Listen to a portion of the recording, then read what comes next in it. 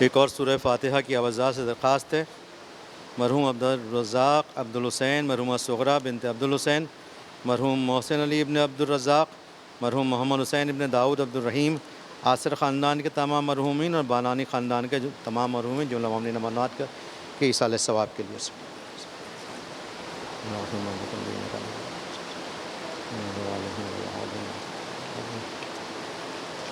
اعوذ باللہ السمیع العلیم من الشیطان اللعین الرجیم بسم اللہ الرحمن الرحیم الحمد للہ رب العالمین والصلاة والسلام علی سید الانبیاء والمرسلین حبیب قلوبنا و طبیب نفوسنا سیدنا و مولانا ابی القاسم محمد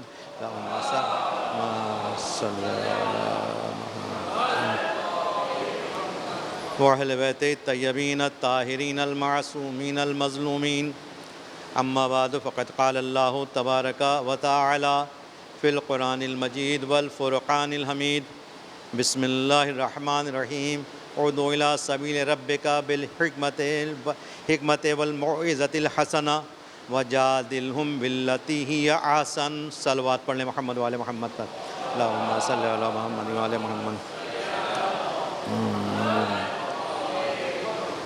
امام اکرام، شب شہادت امام حسن عسکری علیہ السلام بھی ہے اور ساتھ ہی ساتھ ایام عزا کی آخری شب بھی ہے، لہذا کچھ گفتگو اس امام کے حوالے سے جو ہمارے زمانے کے امام کا پدر بزرگوار ہے، یعنی ان کے فادر ہیں، ان کے والد ہیں۔ ہم کوشش یہ کریں گے کہ آج کی جس دنیا میں ہم اور آپ سانس لے رہے ہیں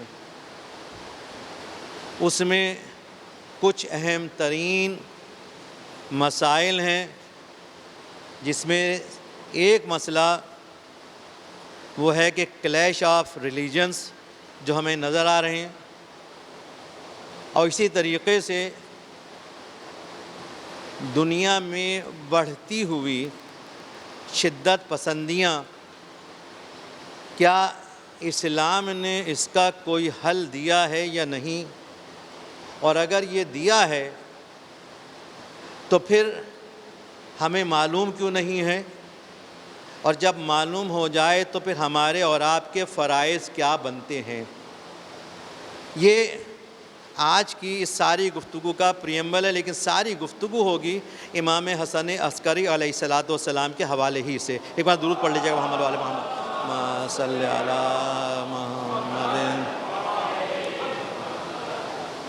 قرآن مجید سورہ مبارکہ نحل آیت ہے 125 125۔ خداوند عالم دنیا میں اپنے حبیب کو تبلیغ کی بیسکس بتلا رہا ہے کہ اگر دین کو پھیلانا ہے تو جب دین کو تم پھیلاؤ گے تو جس کو پھیلا رہے ہو وہ مسلمان نہیں ہیں، وہ سارے کے سارے غیر مسلم ہیں۔ جب غیر مسلم ہیں تو اس تبلیغ کے نتیجے میں وہ ہٹ ہو رہے ہیں اپنی فیتھ کے سلسلے میں، اپنی کنوکشنز کے سلسلے میں، اور جتنے بھی ان کی رسومات ہیں وہ ہٹ ہو رہی ہیں تمہاری اس تبلیغ سے۔ اچھا، جب انسان کو آپ بتلائیں گے کہ وہ یہ کام غلط کر رہا ہے، یہ صحیح راستہ ہے، آپ اپنے گھر سے یہ دیکھ لیجئے کہ اگر کوئی غلط رسم چل رہی ہے گھروں کے اندر اور گھر میں کوئی چینج کرنے کی کوشش کرتا ہے تو ہمیں اور آپ کو ایک ریسسٹنس ملتی ہے جس میں یہ بتانے والا لگتا یہ ہے کہ ان سب سے الگ ہے۔ اگر گھر میں ریسسٹنس ملے گی تو پھر سمجھیے کہ باہر جب آپ کسی کو بتلائیں گے تو کتنی بڑی ریسسٹنس ہوگی۔ اب اللہ نے اصول دیا ہے، اصول کیا ہے؟ ادعو الی سبیل ربک، جو تمہارا رب ہے اس کی سبیل کی طرف اگر دعوت دینی ہے، بلانا ہے، پکارنا ہے، تو پکارنے کا طریقہ یہ نہیں ہوگا کہ تم بات بات پہ ناراض ہو جاؤ کہ انہوں نے تمہارے خدا کو برا کہہ دیا، انہوں نے تمہیں برا کہہ دیا۔ اے رسول، اپنی زندگی جو تمہاری 40 سال کی عمر سے شروع ہوگی اعلان بعثت کے بعد سے لے کر اور 63 سال تک یعنی 63 ایئرس تک جائے گی، اس 23 ایئرس کی زندگی کو اب آنے والوں کے سامنے پیش کر دو کہ کیا تمہیں اس زندگی میں برا کہا گیا ہے یا نہیں۔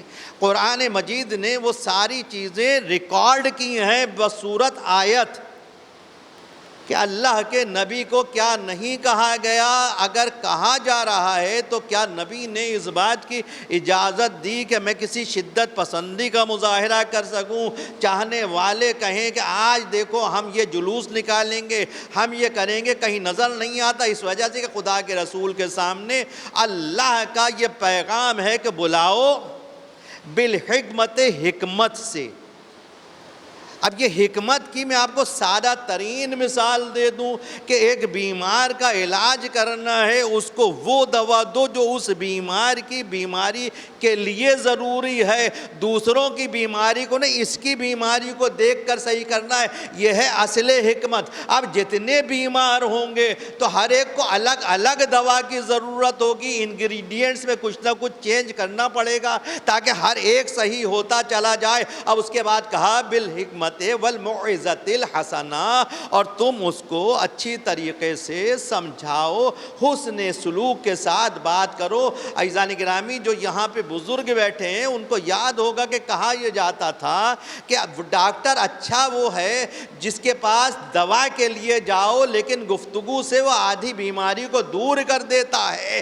رسول بھی ایسا ہی حکیم ہے کہ جب گفتگو کرتا ہے تو آدھے لوگ خود بخود اس کی گفتگو سن کر راہ حق پر آتے ہیں، اس وجہ سے کہ ان کی روحیں بیمار ہیں، ان کے جسم بیمار نہیں، ان کی روحوں کا علاج کرنا ہے، ان کے دماغ کا علاج کرنا ہے۔ یہ سب سے مشکل ترین کام ہے۔ کسی سائیکولوجسٹ سے جا کر پوچھئے کہ اس کے لیے علاج کتنا مشکل ہوتا ہے۔ اگر ایک سائیکولوجسٹ کے لیے ایک انسان کی سائیکولوجی کو دیکھتے ہوئے اس کو صحیح راستے پر لانا مشکل ہے تو اب سوچئے کہ رسول کے لیے کتنی مشکلات ہوں گی۔ اب رسول کے لیے مشکلات ہیں تو جو رسول کے جانشین ان کے لیے کتنی مشکلات ہوگی۔ اب یہ ریزسٹنس آپ کے سامنے آئیں گی۔ رسول کانٹے بچھائے جا رہے ہیں، غلاظتیں پھینکی جا رہی ہیں، گالیاں دی جا رہی ہیں، جادوگر کہا جا رہا ہے، کیا کچھ نہیں کہا جا رہا ہے، لیکن جب اللہ نے حکم دے دیا بالحکمت والموعظۃ الحسنہ، اب موعظہ حسنہ کیا تھا کہ وہ جو راستے میں کانٹے بچھا رہی ہے، جو ان کے اوپر غلاظتیں پھینک رہی ہے، جو ان کو پتھر مار رہی ہے، اگر وہ بیمار ہو جائے تو حکمت کا تقاضا یہ ہے کہ اب یہ بیمار اس لائق ہے کہ تم اس کا علاج کر سکتے ہو تو جا کے بدلہ نہیں لو، بیماری کا علاج کر دو تاکہ وہ مسلمان ہو جائے۔ درود پڑھ لیجئے گا محمد و آل محمد پر۔ اللہم صلی علی محمد و آل محمد۔ کوشش کیجئے گا کہ اس کو محفوظ کر لیں، اس وجہ سے کہ ہر گھر کی ضرورت ہے، ہر گھر کی ضرورت ہے۔ وَجَادِلْهُمْ بِالَّتِي هِيَ أَحْسَنُ، اور ان سے مجادلہ کرو، اگر لڑائی کی بات ہو بھی جائے تو اچھے طریقے سے۔ یا رسول اللہ اچھے طریقے سے کیسے ہوگا؟ کہا یہی تو ہم تمہیں سمجھانا چاہتے ہیں کہ اسلام دلوں کے اوپر حکومت کرنے کے لیے آیا ہے، دلوں کو توڑنے کے لیے نہیں آیا۔ محمد و آل محمد علاج کرتے ہیں روح کا، اور اسی وجہ سے ان کی حکومت انسان کے اوپر رہتی ہے کہ امام حسن عسکری علیہ السلام کو اللہم صلی علی محمد و آل محمد سپرد کیا جا رہا ہے۔ کس کے؟ ان غلاموں کے، ان سپاہیوں کے جو کہ انتہائی شدت پسند ہے۔ یہ سلیکشن ہو رہا ہے باقاعدہ کہ ان کو جب حکم دیا جائے گا تو ان کے اوپر اتنے ظلم کریں گے کہ امام اس ظلم کے آگے جھک جائیں گے یا ختم ہو جائیں گے۔ لیکن امام کے محل نظر کیا ہے؟ قرآن کی آیت رسول کی زندگی ہے کہاں؟ قید خانے میں۔ اب یہاں سے تو بھاگنے کا بھی کوئی راستہ نہیں، رسول تو جا رہے ہیں آ رہے ہیں، کوئی قید خانہ نہیں تھا۔ رسول صبح جاتے ہیں، تھوڑی دیر یہ مشقت برداشت کرتے ہیں، بات ختم ہو جاتی ہے، لیکن یہ ان کا فرزند یہ تو 24 گھنٹے قید ہے، 24 گھنٹے تشدد ہے، اور ہر قسم کا تشدد ہے۔ تو اب جو سلیکٹ کر کے لائے گئے ہیں کہ ان کے اوپر ظلم کرو، کچھ دنوں کے بعد حکم دیا جاتا ہے جاؤ ذرا جا کے دیکھو تو صحیح کہ اس قیدی کی کیا کیفیت ہے۔ اب جو جا کر دیکھتے ہیں تو دیکھتے یہ ہیں کہ قیدی بھی سجدے میں ہیں، ظلم کرنے والے بھی سجدے میں ہیں۔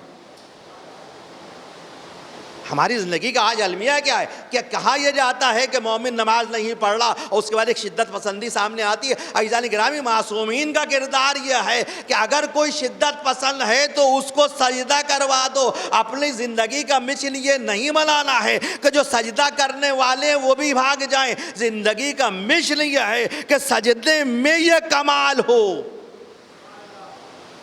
میرے اور آپ کے سجدے میں یہ کمال ہو کہ دوسرا دیکھ کر سجدے میں چلا جائے۔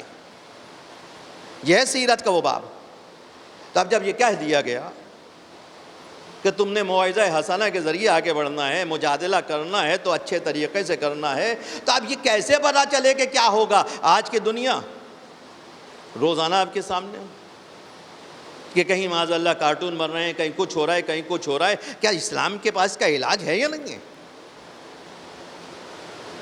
کیا اسلام نے اس مسئلے کا کوئی حل دیا ہے یا نہیں؟ اگر اسلام نے نہیں دیا تو معاذ اللہ اسلام نامکمل۔ قرآن مجید معاذ اللہ جو گفتگو کر رہا ہے کہ الیوم اکملت لکم دینکم، آج کے دن تمہارے لیے دین کو مکمل کر دیا گیا ہے۔ اگر دین کو مکمل کر دیا ہے تو پھر دین کے مکمل ہونے کے بعد آج کی اس تمام ریسسٹنس کا حل اسلام کو دینا چاہیے۔ نہ صرف دینا چاہیے بلکہ عملی طور پر بتا کر جائے، کیونکہ خدا کے رسول کے جو فرائض ہیں ان میں سے اہم ترین فریضہ یہ ہے کہ یتلو علیہم آیاتہ ویزکیہم ویعلمہم الکتاب والحکمہ۔ فقط تلاوت قرآن نہیں کرنی ہے بلکہ اس کے بعد تزکیہ نفس کرنا ہے، اس کے بعد کتاب کی تعلیم دینی ہے، حکمت کی تعلیم دینی ہے۔ تو یا رسول اللہ اگر دین مکمل ہو گیا تو کیا آپ یہ تعلیم دے کر گئے یا نہیں؟ کہا کہ میری 23 سال کی زندگی کو دیکھتے چلے جاؤ، اگر زندگی کو نہ سمجھو تو میری جنگوں کو دیکھ لینا کہ میں نے جنگوں میں اصول کیا دیا تھا۔ یا رسول اللہ کیا اصول دیا تھا؟ کہا میں نے یہ اصول دیا تھا، خبردار حملے میں تم نے پہل نہیں کرنی ہے۔ ایک، کوئی زخمی ہو جائے تو اس کو قتل نہیں کرنا ہے۔ دو، جانور کو تم نے نقصان نہیں پہنچانا ہے۔ تین، کسی قسم کی ایگریکلچر کو تم نے تباہ نہیں کرنا ہے۔ چار، اور جب یہ قیدی بن کر آ جائیں تو پھر یاد رکھو کہ ان قیدیوں کے ساتھ حسن سلوک کرنا ہے۔ یا رسول اللہ حسن سلوک کیا ہے؟ کہا کہ ان قیدیوں کے ہاتھ بھی نہیں باندھے جائیں گے۔ جائیے جا کے تاریخ کو دیکھیے، ربیع الاول کا مہینہ ہے نا،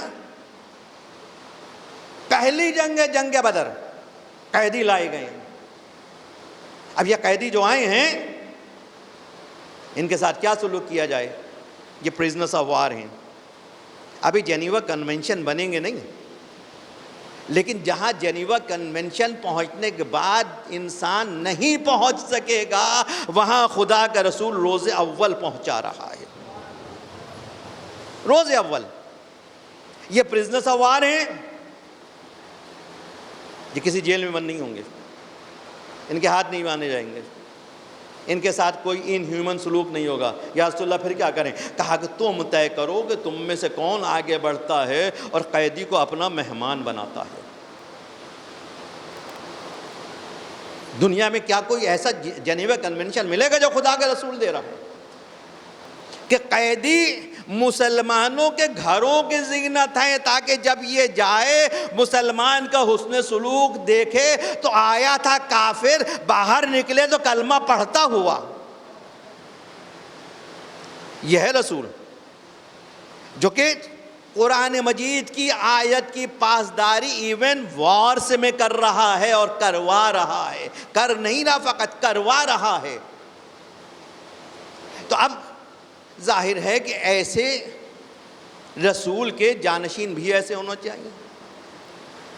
تو اب آج کے میں نے کہا کہ آپ کے زمانے کے متعلق میں نے آگاہ کر دیا کہ جو کارٹون بن رہے ہیں، جو کچھ کتابیں لکھی جا رہی ہیں، جو کچھ ہو رہا ہے اسلام کے خلاف، وہ سارا ہمارے سامنے ہے۔ کیا کوئی حل ہے؟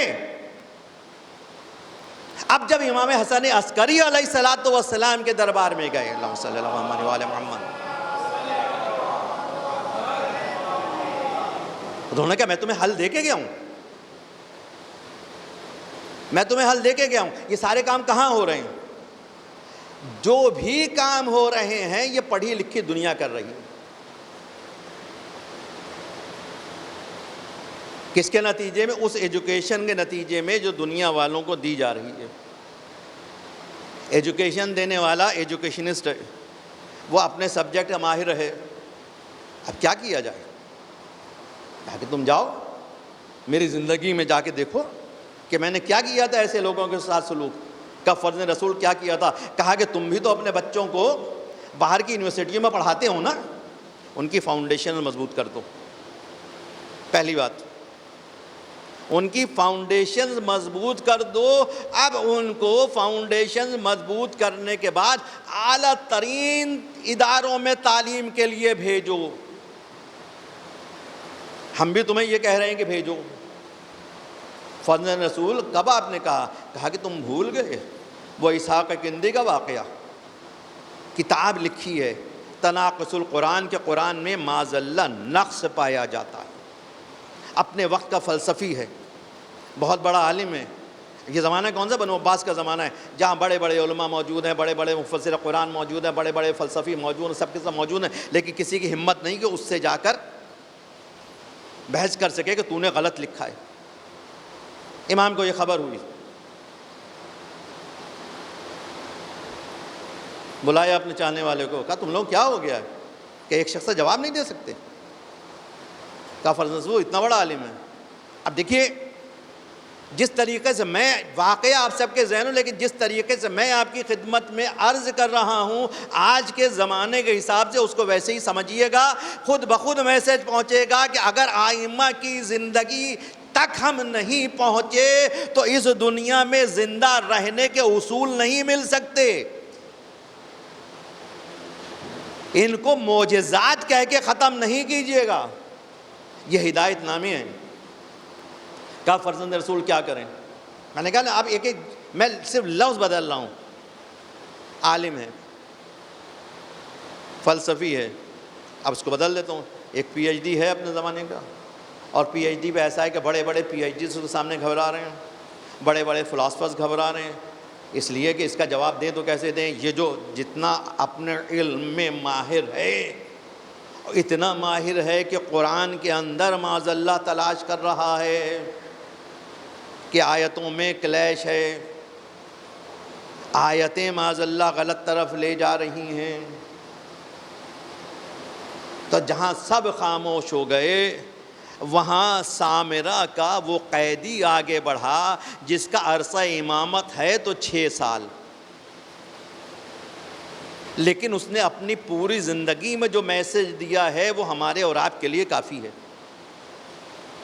پوری احتیاط و ذمہ داری سے گفتگو کر رہا ہوں کہ پوری زندگی کے لیے ہماری کافی ہے۔ کہا فلاں رسول کیا کریں؟ کہا جاؤ اس کے پاس، اس کے شاگرد بنو۔ اب دیکھتے جائیے گا، واقعہ میں نے کہا آپ کے ذہن، لیکن جیسے میں آپ کی خدمت میں عرض کر رہا ہوں اس کو سماعت فرما لیجیے گا۔ جاؤ اس کے شاگرد بنو۔ جب شاگرد بن جاؤ تو ایسے شاگرد بنو کہ وہ تمہارے اوپر اعتماد کرنے لگے، کانفیڈنس اس کے اندر پیدا کرو، ٹرسٹ اس کے اندر پیدا کرو کہ اس کو یہ بھروسہ ہو جائے کہ جو تم کہو گے وہ وہی ہوگا جو ہونا چاہیے۔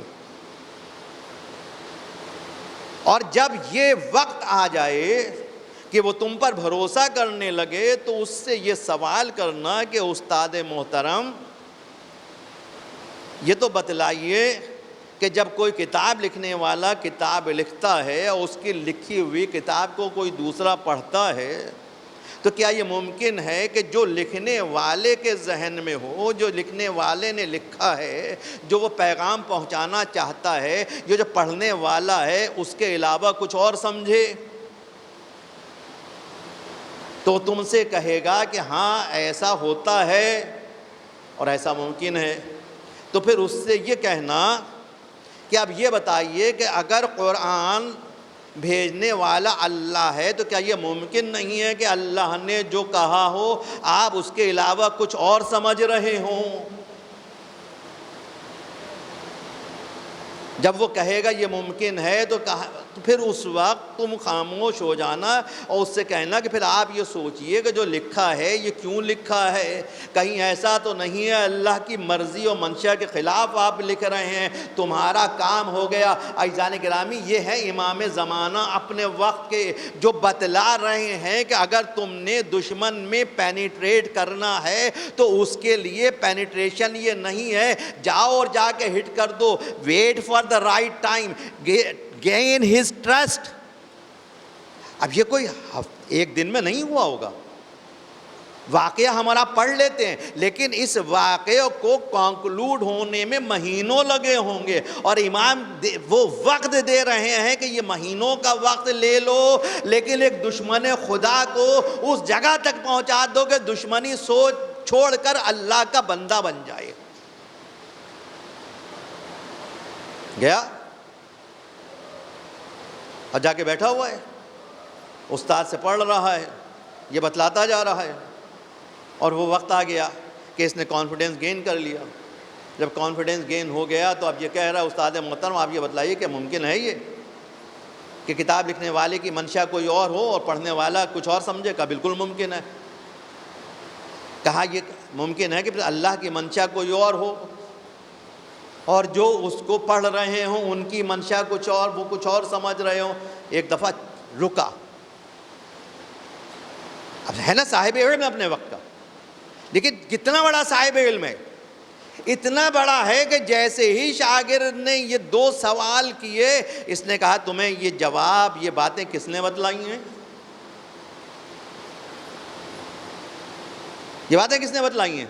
کہا نہیں میرے اپنے ذہن کی پیدا، کہا جی تمہارا ذہن یہاں پہنچ ہی نہیں سکتا، یہاں سامرا میں بڑے بڑے فلاسفرز اور علماء بیٹھے ہوئے ہیں، وہ یہاں تک نہیں پہنچ سکے تو تم ایک چھوٹے سے انسان، چھوٹے سے عالم کیسے پہنچ سکتے ہو؟ یہ کسی بڑے عالم کی بات ہے، مجھے بتلاؤ کہ وہ کون ہے، میں تمہارا استاد ہوں، بحیثیت استاد سوال کر رہا ہوں۔ تو کہا استاد جب آپ استاد کی حیثیت سوال کر رہے ہیں تو یہ مجھے بتایا ہے حسن ابن علی عسکری علیہ السلام نے، صلی اللہ علیہ محمد،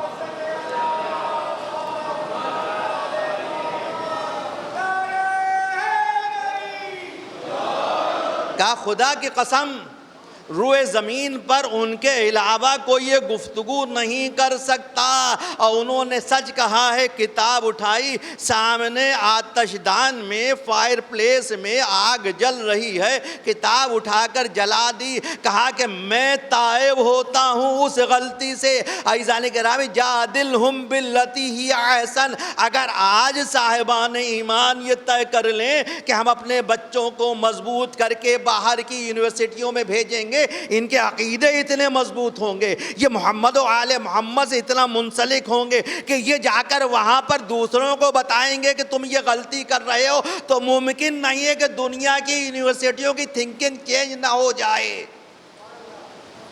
یہ ہے وہ مشن جو امام حسن عسکری علیہ السلام ہمیں اور آپ کو دے کر گئے ہیں۔ ایک منزل تھوڑی ہے، دوسری منزل بھی آپ کے ساتھ، مسجد پر زحمتوں کا خاتمہ، کیا کروں، وقت میں گنجائش نہیں ہے، پھر وہ واقعہ آپ کے ذہنوں میں۔ لیکن اس سے پہلے رک جائیے، سمجھیے کہ امام کس کو کہتے ہیں۔ دیکھیے آج ہمارے ساتھ بہت ساری پریشانیاں ہو گئی ہیں، جہاں ہم ہر بات میں غلو کہتے ہیں امام کو مستقبل کے متعلق معلوم ہے یا نہیں، یہ ایک بحث چل رہی ہے۔ امام، جب امام جعفر صادق علیہ السلام سے سوال ہوا، مسلمان ماننے والے محمد، مولا آپ کو مستقبل کے متعلق، کیا مستقبل کے متعلق؟ ارے جو رشید ہجری میثم تمار، ان لوگوں کو اگر مستقبل کے متعلق معلوم ہوتا تھا، ہم تو اللہ کے نمائندے ہیں۔ امام حسن عسکری صلی اللہ علیہ وسلم کی ایک زیارت ہے جو آیت اللہ وحید خراسانی نقل کے، خداوند عالم ان کو طول عمر عطا کرے۔ عجیب و غریب الفاظ ہیں، السلام علیکہ، السلام علیکہ یا نور اللہ فی ظلمات الارض، اے اللہ کے وہ نور، آپ پر سلام ہو جو زمین پر تاریکیوں میں روشنی پھیلانے والے ہیں۔ عجیب امام کی زیارت ہے۔ نور، اس نور کے سائے میں تو آئیں۔ کون آئے گا؟ چاہنے والے۔ جب اس نور کے سائے میں آئیں گے تو فرزند خوش ہوگا۔ لیکن جو امام زمانہ علیہ السلام کے لیے تیاری کرنی ہے، وہ تیاری صرف ایک لفظ میں ہے، وہ ہے علم۔ ایسا علم جو عمل میں ڈھل چکا ہو۔ علم علم علم، کتنی علم کی گفتگو ہے امام حسن عسکری صلی اللہ علیہ وسلم کی زندگی میں۔ ہم جو دیکھتے ہیں 6 سال کا عرصہ ہے، زیادہ عرصہ وہ ہے جو قید خانے میں گزر رہا ہے، لیکن سب سے زیادہ اگر آپ کو تحریریں ملیں گی پوری تاریخ امامت میں تو 11ویں امام کی ملیں گی۔ مسلسل لکھ رہے ہیں، سوالوں کے جواب دے رہے ہیں تاکہ رابطہ ٹوٹنے نہ پائے۔ پوچھتے جاؤ ہم جواب دیتے جائیں گے، پوچھتے جاؤ ہم جواب دیتے جائیں گے، ہم رکیں گے نہیں، اس لیے کہ ہمیں معلوم ہے کہ ہمارے جانے کے بعد تمہارا اور زمانے کے امام کے درمیان براہ راست تعلق ختم ہو جائے گا۔ پوری تیاریاں کی ہیں۔ اب یہ امام آگے بادشاہ، اب تو بادشاہ خود چل کے آ رہا ہے۔ کیا فرزند رسول آپ کے جد کے دین کے اوپر وقت آ گیا؟ کیا وقت آ گیا؟ لیکن دنیا کو دیکھتے جائیے اور پھر واقعات کو اس کے ساتھ ملائیے کہ دنیا کس سمت جا رہی ہے، چاہے جیوز ہوں چاہے کرسچنز ہوں، ڈومینیشن کے جس راستے پر وہ چل رہے ہیں، کوئی تو ہوگا جو اس سیلاب کو روکے گا۔ جو اس سیلاب کو روکے گا وہی امام کا چاہنے والا ہوگا۔ لیکن سیلاب روکنے کا طریقہ ریٹیلیٹری نہیں ہے، اس طریقے سے ہے کہ وہ آپ کا ہو جائے۔ آ گیا فرزند رسول، آپ کے دین کے اوپر، جد کے دین کے اوپر بات آ گئی۔ کہا کیا ہو گیا؟ قید خانے سے بلوا لیے گئے۔ کہا کہ بات یہ ہے کہ وہ راہب آیا ہے، اور جب وہ دعا کرتا ہے تو بارش ہو جاتی ہے۔ اب وہ یہ کہہ رہا ہے اگر میرا دین سچا نہیں ہوتا، میرا نبی سچا نہیں ہوتا تو تم سب تو بارش کی دعا کر کر کے تھک چکے ہو، تمہارے کسی عالم کے کہنے سے بارش نہیں ہوئی۔ میں عیسیٰ کا چاہنے والا ہوں، عیسیٰ کا ماننے والا ہوں، بارش ہو رہی ہے۔ کدھر جائے گا زمانہ؟ کرسچینٹی کی طرف۔ اب کون روکے گا؟ دیکھیں یہ تاریخ ہے، تاریخ امامت، کہ جب بھی دین کے اوپر بات آئی ہے الٹیمیٹلی ہر بادشاہ، ہر خلیفہ گیا ہے بارگاہ امامت میں۔ اب ان کو بھی بلا لیا گیا۔ کہ اچھا، کہا اس کو کہنا کہ فلاں دن آ جائے۔ واقعہ میں نے کہا واقعہ میں نہیں پڑھ رہا ہوں، لیکن میں جس طرف لے جا رہا ہوں اس طرف جائیے گا۔ پہنچ گئے، مجمع لگا ہوا ہے میدان میں۔ راہب سے کہا جا دعا کر۔ وہ دعا کر رہا ہے، ہاتھ اٹھائے۔ جیسے ہی ہاتھ اٹھائے کہ دعا کرے گا، امام نے اپنی جگہ پر کھڑے ہو کر کہا کہ اس کے ہاتھ میں جو ہے وہ جا کر لے لو۔ مولا آپ کو کیسے پتا کہ اس کے ہاتھ میں کچھ ہے؟ کہا یہی تو ہم سمجھانا چاہتے ہیں کہ کیا تم نے سورہ توبہ کی آیت نہیں پڑھی؟ سیر اللہ عملکم ورسولہ والمؤمنون، تمہارے اعمال کو اللہ دیکھ رہا ہے، رسول دیکھ رہا ہے، اور کچھ صاحبان ایمان دیکھ رہے ہیں۔ ہم وہی صاحبان ایمان میں سے ایک ہیں۔ وہ تمہیں نظر نہیں آیا کہ کیا کر رہا ہے؟ ہمیں قید خانے میں بھی خبر تھی وہ کیا کر رہا ہے، اب سے ہم تمہیں بتلانا چاہتے ہیں۔ جاؤ اس کے ہاتھ میں جو ہے وہ لے لو۔ اب جو جا کے لیا تو ایک ہڈی تھی، لے آئے۔ وَجَادِلْهُمْ بِالَّتِي هِيَ أَحْسَنُ، یہ نہیں کہا کہ تو یہ کیا کر رہا ہے، کوئی لڑائی نہیں، کوئی جھگڑا نہیں، ہڈی دے دو، ہڈی لے لی، کہا اب اس سے کہو دعا کرے، اب دعا کر رہا ہے، کوئی بارش نہیں ہو رہی، کہا فرزند رسول یہ کیا ہے، کہا ابھی ہم جا کے دعا کرتے ہیں، اب دعا کی بارش ہوئی، کہا فرزند رسول یہ فرق کیوں ہوا، کہا بات یہ ہے کہ اس کو کسی نبی کی ہڈی مل گئی، نبی کی ہڈی کی تاثیر یہ ہے، نبی کے لیے یہ ہے کہ نبی ہمیشہ اللہ کے سائے میں رہتا ہے، بادل کے سائے میں رہتا ہے۔ خدا کی رسول متعلق آپ پڑھتے ہیں جب چلتے تھے تو بادل سایہ کرتے تھے، تو کہا نبی کی ہڈی ہے، باہر آتی ہے، بادل آ جاتا ہے، یہ دعا کرتا ہے، بارش ہو جاتی ہے، تو اب اس ہڈی کو احترام سے دفن کر دو، اس کا مسئلہ ختم ہو گیا، اسلام خود بخود سرخرو ہو گیا۔ لیکن سرخرو کسی ریٹیلیٹری طریقے سے نہیں ہوا ہے، دین آگے بڑھ رہا ہے، کسی بھی قسم کا نہ کوئی جلوس نکل رہا ہے، نہ کہیں کہا جا رہا ہے اس کو جا کے مارو، قتل کر دو، یہ کر دو، وہ کر دو، نہیں، جادلہم باللتی ہی احسن۔ عزیزان گرامی یہ میسج ہے، لے کر جائیں اس سال کے لیے کہ اس سال کیا کرنا ہے، کہ کوشش کریں کہ اپنی اولادوں کو خود ایسے بنیں کہ دوسرے ہمارے اور آپ کے کرداروں اور علم کو دیکھ کر یہ کہنے پر مجبور ہو جائیں بقول امام جعفر صادق علیہ السلام کے اللہم صلی علی محمد وعلی محمد،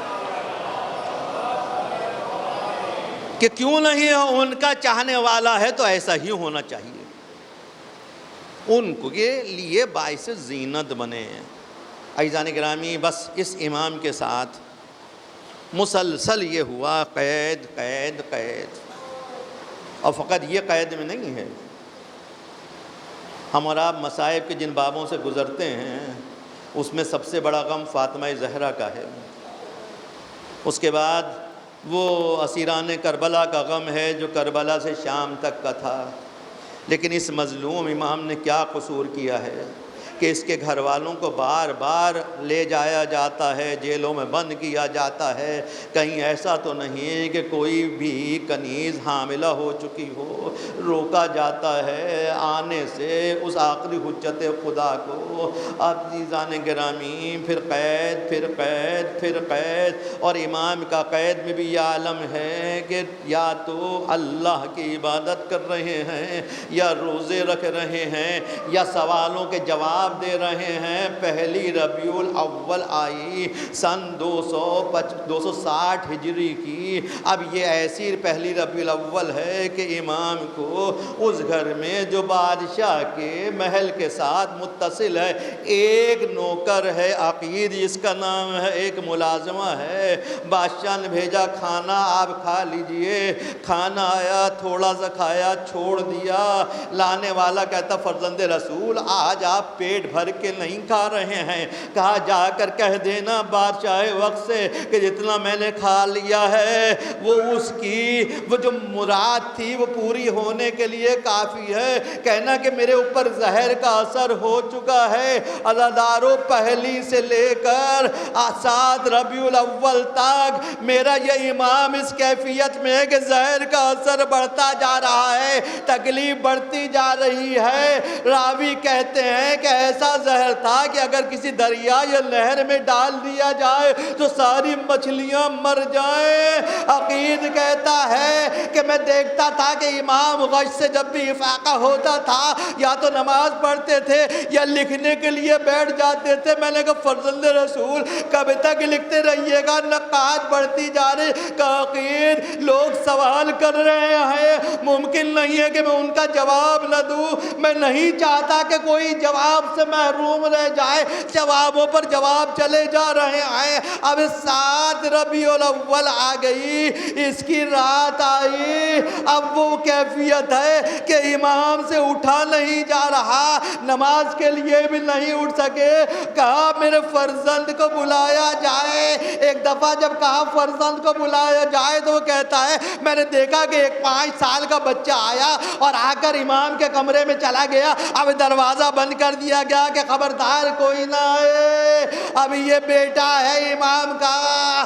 باپ کو وضو کروایا، باپ نے نماز پڑھی اور کامل مسلسل باتوں کی آوازیں سن رہا تھا، یہاں تک کہ ایک وقت وہ آیا کہ باتوں کی آواز موقوف ہو گئی، بچے کے رونے کی آواز آئی۔ تھوڑی دیر کے بعد وہ بچہ باہر نکلا، جاؤ جا کر دیکھو، ارے تمہارے وقت کا امام، اس کو غسل بھی دے دیا ہے، کفن بھی پہنا دیا ہے، جنازے کو تابوت میں بھی رکھ دیا ہے۔ اب جو گئے دیکھا جنازہ تیار ہے، اور یہ کہتا ہوا گیا کہ بادشاہ وقت کو یہ اطلاع دے دینا کہ حسن ابن علی عسکری کا انتقال ہو گیا۔ بادشاہ تک یہ خبر پہنچی، خود دیکھنے کے لیے آ گیا۔ اب جو دیکھا جنازہ تیار، کہا غسل و کفن کس نے دیا؟ کہا ایک بچہ آیا تھا، کہا اس کو تلاش کرو۔ بہت تلاش کیا، بچہ نہ ملا۔ اب کہا کہ سامرہ میں اعلان کر دو ابن رضا کا انتقال ہو گیا ہے۔ سامرے میں اعلان ہوا، دکانیں بند ہونی شروع ہوئی۔ تاریخ کے الفاظ ہیں کہ تاریخ امامت میں اس سے بہترین جنازہ نہیں اٹھا۔ ارے پورا سامرہ موجود، کہا گیا جاؤ جا کے زیارت کرو کہ یہ دیکھو کہ کہیں ان کو زہر تو نہیں دیا گیا، کوئی زہر کے آثار، کہیں کسی نے قتل تو نہیں کیا۔ جب سب نے دیکھ لیا، علماء سے لکھوا لیا، طباء سے لکھوا لیا، حکماء سے لکھوا لیا، کہا اچھا اب نماز جنازہ پڑھا دی جائے۔ ہمارا وزیر نماز جنازہ پڑھائے گا۔ جیسے ہی پڑھانے کے لیے کھڑا ہوا، جناب جعفر کھڑے ہوگا، میرے بھائی کا جنازہ ہے، میں نماز جنازہ پڑھاؤں گا۔ بادشاہ تک اطلاع گئی، کہا ان کو پڑھانے دو۔ اب یہ نماز پڑھانے کے لیے کھڑے ہوئے ہیں۔ دنیا نے عجب منظر دیکھا۔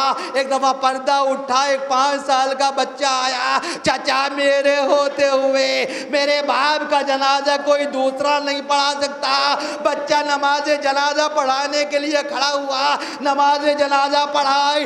اب اس کے بعد پھر چلا گیا۔ لوگوں کو جب ہوش آیا، بچہ جا چکا تھا، تلاش کیا گیا، بچہ نہ ملا۔ میں کہوں گا مولا آقا پرسے کے لیے عزادار آئے ہیں، ارے 5 سال کے صحیح، آپ نے اپنے بابا کو غسل بھی دیا، کفن بھی پہنایا، جنازے کی نماز بھی پڑھا دی، لیکن ہائے وہ کربلا کا حسین اور وہ کربلا کا حسین کا فرزان، ارے یہ 5 سال کا نہیں ہے، یہ جوان ہے۔ عزا کی آخری رات ہے نا، شہزادی فاطمہ زہرا اپنے پوتے کا پرسہ لے لیجئے۔ اے شہزادی آخری رات ہے، بجے جو اگلے برات ہم ہیں اور یہ غم پھر ہے، ورنہ ارے غلاموں کا یہ سلام آخر ہے۔ شہزادی ہمارے عزاخانوں کی مہمان تھی، خدمت کرتے رہے، اگر کوئی کمی ہو گئی ہو تو ہمیں معاف کر دیجئے گا۔ اے زمانے کے امام اپنے بابا کا پرسہ۔ ماتم حسین۔